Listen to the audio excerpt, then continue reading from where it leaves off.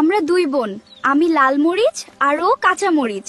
অনেক দিন পর একসাথে আমরা ঘুরতে বেরিয়েছি। জানিস আপু, সবাই কেমন জানি ব্যস্ত হয়ে যাচ্ছে, একসাথে চলতে ভুলে যাচ্ছে। গ্রামের মানুষ আজও একসাথে গরম ভাত আর মরিচে সুখ খুঁজে নেয়। আমি সাদা মিষ্টি, দেখতে শান্ত আর নরম। আমি ঘরের ভালোবাসার স্বাদ। আমি কালো মিষ্টি, বাইরে একটু কালো রং, রসে আর স্বাদে ভিন্নতা আমার। সাদা বলে সবাই আগে আমাকেই পছন্দ করে না, কিন্তু মনে রাখে আমার স্বাদটাই। সেটা অবশ্য ঠিক, কারণ কিছু মিষ্টতার স্বাদ চোখে না, মনে লাগে।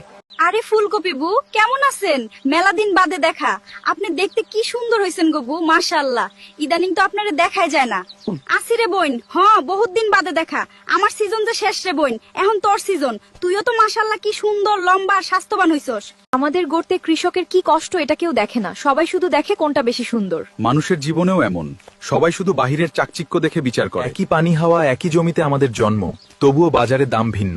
সমাজেও মানুষকে তার মন দিয়ে নয়, রং, টাকা আর অবস্থান দিয়ে মাপা হয়।